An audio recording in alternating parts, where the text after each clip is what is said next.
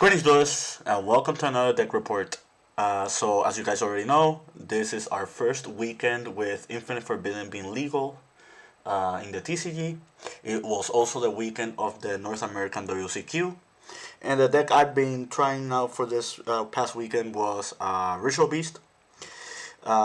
It's pretty much a very similar list of what you seen last week, so there's not gonna be a lot of updates. However, I do want to talk a little bit on this deck report because there is some things I kind of want to bring to light, and I'll probably make a follow-up video talking about like the first impact of this format under this booster set, as well as like the implications that happened in the North American WCQ, and things to look forward to moving like upwards. But yeah, without further ado, let's begin. So it wouldn't be it wouldn't be in my deck list without two elders, but you should play three. Like this is just a player preference thing. By now, it's not a real debate. Three hawk, three birds, penguins, three Laras. I started getting QCR ones. Other Lara, Wen, Winda, Paradolphin, Apelio.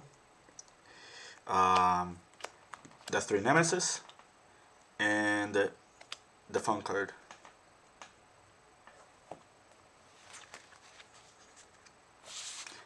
That's it for monsters.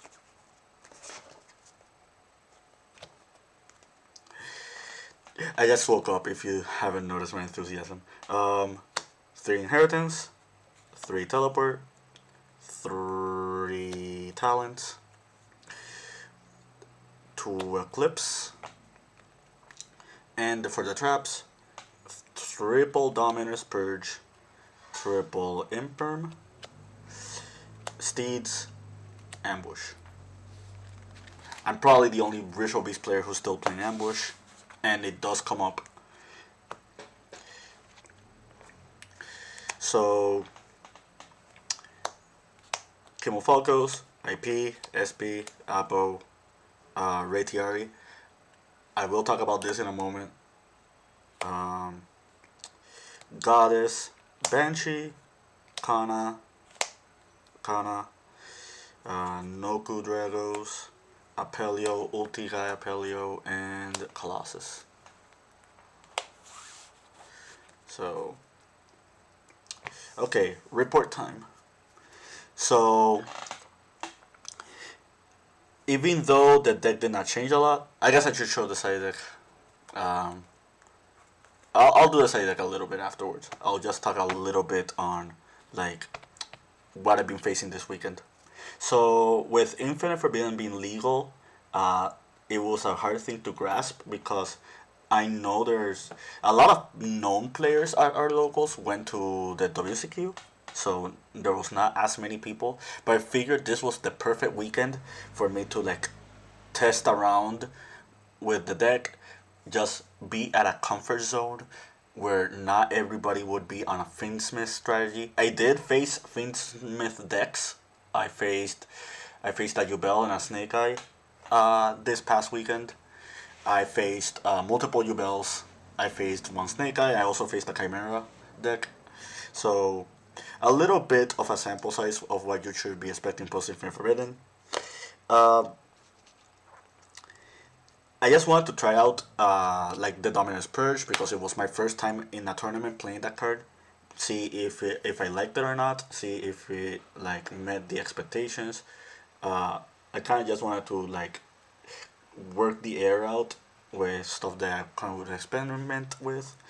Another deck that I thought about playing for the weekend was Memento, but I'll be very blunt and honest with you.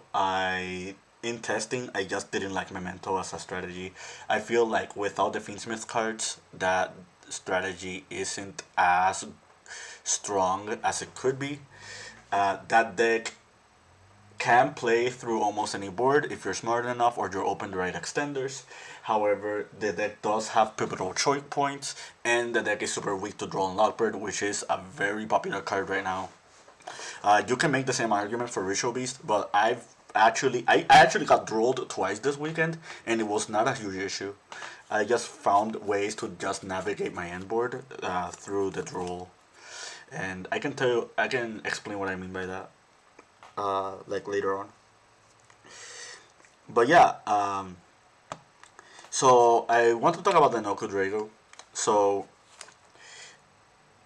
every time I do the Nemesis combo, I used to do the Nemesis combo.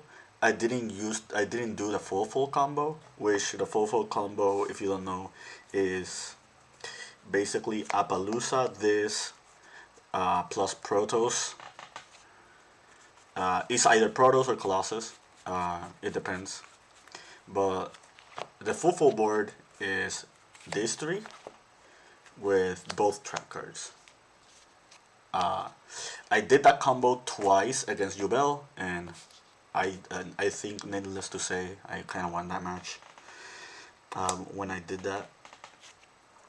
But the other board that I was making was if I had the Colossus, I had the Colossi, I had the Kanahawk, and instead of like Protoss and Retiari, I had IP Masquerena with both traps. And yeah, I think this is good enough for a few boards. I misplayed against my Chimera opponent, and I ended up without trap cards in the combo, but it was still good enough. He had no control cards, or he had no way to get rid of Colossus.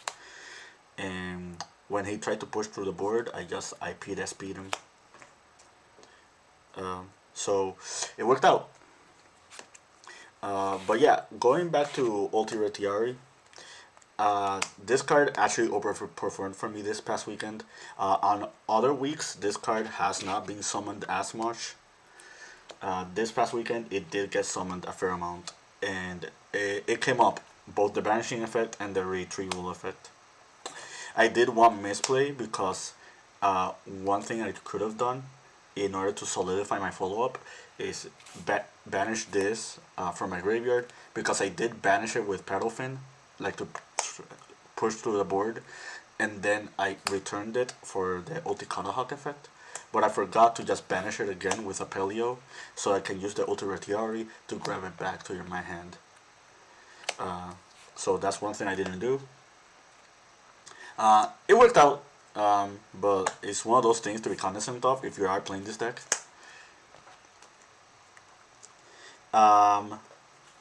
I guess other things to report on. I drew Shifter twice, and both times he just won the game.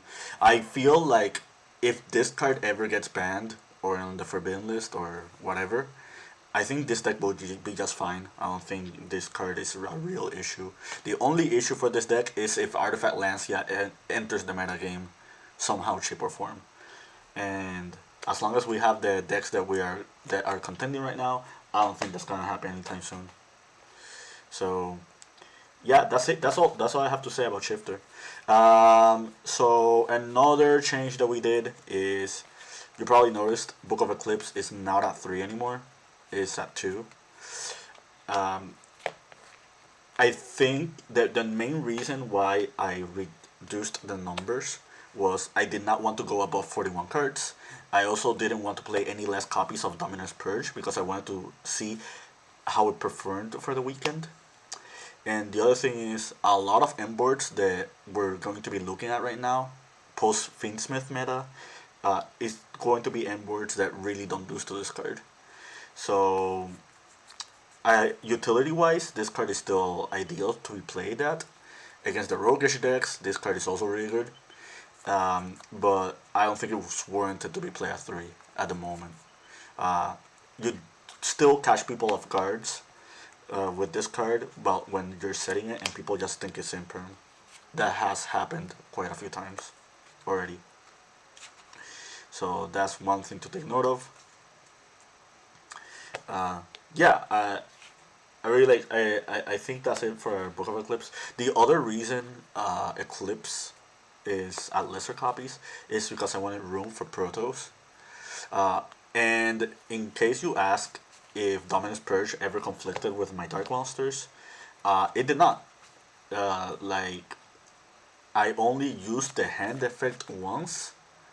Uh, the other two times that I used this card, it was already set.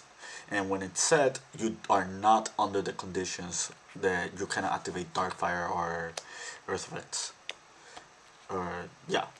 So, or water, I guess. So, yeah, it worked out. It won me one game against Yubel. So, there was one other situation that I had where I opened multiple copies of it. I just ended up setting one. And the good thing about you setting one and keeping one is that if your opponent ever dusters you or just gets rid of this, you have the other one to be for just negating. And since you already have a purge already in your graveyard, this will negate and destroy. So that's something to like keep in mind when playing this card. But yeah, that's my reasoning behind like less copies of Eclipse. How do I feel about Dominus Purge? So I think Purge is really really good. I don't think you need to play three. I don't think you need to play like for this card, but I just wanted another card that doesn't lose to talents. And with a versatile effect as this one, it's not as versatile as Ash Blossom, but again, like this is just really strong when like it resolves and people just are not expecting it. There are also choke points in certain strategies where they go Appaloosa and then they go Snake Eye Ash, and then if you have this, like it's pretty much like you invalidating their play post Appaloosa, which is something that comes up. Uh, Charles Tunech, uh, he brought that up when like we were watching one of the feature matches in Top Cut or close to Top Cut in the North American WCQ. So yeah, I'd say if your deck can play this card, you should play this card. Um, I don't think the Nemesis Confliction hurts you enough for you not to play this. So yeah, that's pretty much it. Just be cognizant on how you're using it against what opponent and whether or not side it out. Speaking of siding out, let me show you the side deck. It's pretty much the same side deck, and nothing has really changed. Like 3 draw, 3 ash, um, duster, snatch, change, mind, evenly. I resolved this against Yubel twice, so evenly did something this time. Um, I don't think I used any of the control cards, or at least resolved any of them. I did resolve draw once or twice. It was as expected. It was actually very well positioned. I don't think I would main this card though. I know a lot of people are talking about maining this card now because of Fiendsmith meta, but I don't think it's like as important to like main this card. Um, if you guys remember what I explained earlier, this card is mainly here because of branded. I did not face any branded, so this card didn't come up. Uh, I just kept Dominus Purge in like the main deck. And whenever you're facing like a real strong strategy that just summons monsters from the deck, you just put this card in. I'd rather keep Dominus against Snake Eye than this because even though this hits 1 for 1 and this hits like the I guess the Requiem, the Fiendsmith, they can just summon Hita and just keep playing. So you just don't want to hand trap them like at a weird spot like that.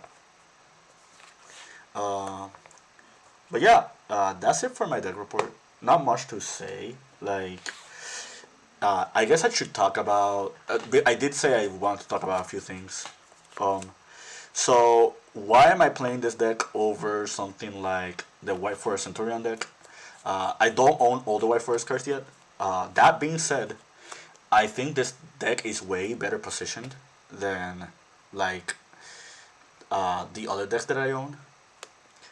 If you saw, two Ritual Beast decks did make it to top 64 in the North American WCQ. One of them made it all the way to up to top 32. They did have a written feature match, which they won. And I think they ran pretty much almost the same engine. They also ran like the Colossus, which is something that I brought up. It's very relevant this format. No deck list yet at the time of this recording, but the fact that two of them made top cut, uh, knowing that there were not that many Ritual Beast like in contention to begin with, just kind of tells you how well positioned this deck is in a super inflated like almost tier zero format. I think this deck is now on Konami's like chopping block. Colossus and Protoss just came back into the game, so it will be really weird for them to just ban them again, unless they were really problematic, which I don't think they are. I don't think it's like on their radar compared to like Snake-Eyes, for example. As I mentioned earlier, this deck having shifter does give you an edge, but you can play just without shifter. But if you have a win condition against like the best decks of the format, then any deck that can play this should be warranted. Shout out to Jesse Cotton. He brought that up on his tier list video. Um, but yeah, I really like this deck. I might play other decks in the future, depending on how the metagame goes. But as of right now, this is my safest pick. Um, I hope you enjoyed this deck report. Kind of a boring one, but it is first post Infinite Pavilion, so I figured it was warranted to just like give you a proper list and analysis and explanation. Stay tuned for the next video. I'll probably do an analysis on the feature matches that involved Ritual Beast, like uh, in the North American WCQ, because I kind of want to dissect this deck a little bit more. This is like one of the more complicated decks in the game, so anything that could be helpful for people who just want to experiment with this, they don't want to play Fiendsmith, or they just want to actually learn against facing this deck. I'll probably do that on the next video. But yeah, that's it from me. Keep practicing and keep dueling.